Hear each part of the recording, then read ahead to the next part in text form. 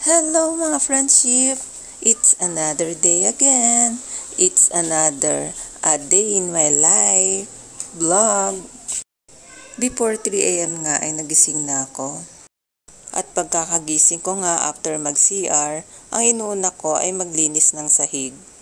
At dahil na rin sa alaga naming mga pets.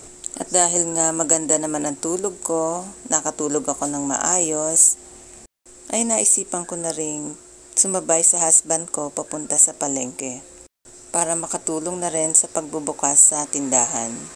At dahil medyo masama ang pakiramdam ng husband ko, ay medyo late na kaming nakaalis sa bahay. Usually ay mas maaga siyang pumupunta sa palengke. At before nga ay ganito na rin yung setup namin. Magkasabay kami tuwing umaga, tuwing opening ng store. At dahil nga sa aking health situation, ay nagbabago-bago na ang schedule ng pagpunta ko doon. Unlike before or nung kauna-unahan pa lang kami dito, ay halos everyday at halos ito na rin yung naaasikaso ko. Or yung halos whole day na. Pero sa ngayon ay kung ano lang yung kaya ng katawan ko or kapag kailangan lang talaga. Dahil dito nga ay umaga pa lang ay puwersado ka na. Lalo na kung kulang kayo paminsan-minsan sa tauhan. At pagkatapos nga namin mag-set up, ay hinuhugasan or ini-sterilize muna namin yung ibang mga gamit. At kailangan din ay maagang nagsisimula dito. At madalas nga, before opening, ay may customer na nag-aantay dito. At kailangan talaga dito ng manpower, especially the first 4 hours. At doon talaga, busy. At kadalas ay nagkakasabay-sabay pa ang customer. Kaya kung papasok ka rin lang, ay dapat agahan mo na lang. At dapat din ay flexible ka at marunong kang mag-prioritize kung alin at ano ang mas nangangailangan. At dapat din ay focus ka sa mga ginagawa mo o sa trabaho mo. Dahil syempre, mahirap din magkamali o makasira. Kagaya nitong paggamit sa gilingan, sa simula pa lang or sa pag-start ng makina, ay malalaman mo na kung medyo may kakaiba o may problema. Sa sounds pa lang o tunog ng makina, ay malalaman mo na din kung meron bang problema o diferensya. At dahil ito'y di kuryente, dapat kapag start pa lang or pag on mo ng makina, ay dapat umaandar na ito. Dahil kung hindi, ay magkakaproblema. At dahil makina rin to, hindi rin natin pwedeng pwersahin ang paggamit nito. Hinay-hinay lang ang paglalagay or pakonti-konti lang ang paglalagay ng gigilingin. At kung sanay ka naman sa paggamit nito, ay alam mo rin dapat syempre kung kailan dapat i-turn off. Nasa pag-focus at pag-iingat lang naman ang paggamit nito para maiwasan ang di inaasahang pagkasira. Hindi porket makina yan ay pupwersahin na natin ang paggamit nito. At maikukumpara nga din ito sa bunganga or bibig natin. Kapag nilagyan mo ng tamang dami or konti lang, ay kaya mo nang nguyain. Kapag sinobrang puno mo, ay mahihirapan ka ng huminga at ngumuya. So, nasa tamang paggamit lang or pakonti-konti lang para maging safe ang paggamit nito. At dapat din ay properly maintained ito.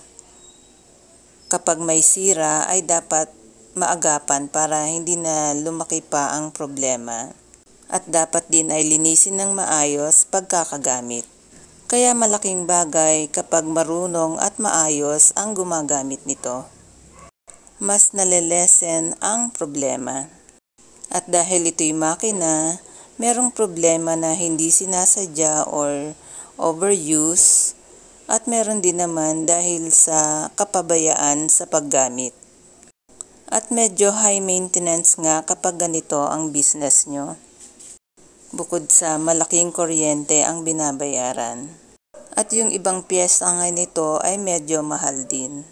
At yun ngang repair and maintenance nito ay more on pang lalaking trabaho.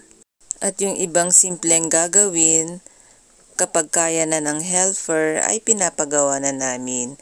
At yung ibang hindi kaya ay sa shop na namin pinapadala or dun sa ibang professional na marunong gumawa nito or mag-repair. At isa nga sa mga ginagawa ko dito o trabaho ko dito ay mag-prepare ng orders, kagaya nitong mga orders ng gata. Purong gata at pangalawang gata. Libre lang naman ang pangalawang gata sa amin. At madalas nga sa mga bumibili ay kailangan nila ng pangalawang gata. Kaya dapat ay alamin mo kung ano ang kailangan ng customer. At dapat din ay properly labeled para hindi sila malito. At kailangan din ay marunong ka mag-prioritize ng order o ng gagawin. Meron kasing kailangan na agad at meron din namang hindi pa. At kapag ganito ngang oras, pagka-open, ay minsan or madalas ay marami din akong gilingin at ipiprepare na gata. Kaya kailangan ko rin talaga ng assistant. Unlike before na kayang-kaya kong pagsabayin. Kaya magandang kasama ay yung may kusang tumulong o alam kung ano yung mga dapat unahin. Na hindi mo na kailangan utus-utusan pa, yung may kusa na lalo na kung alam nila na kailangan.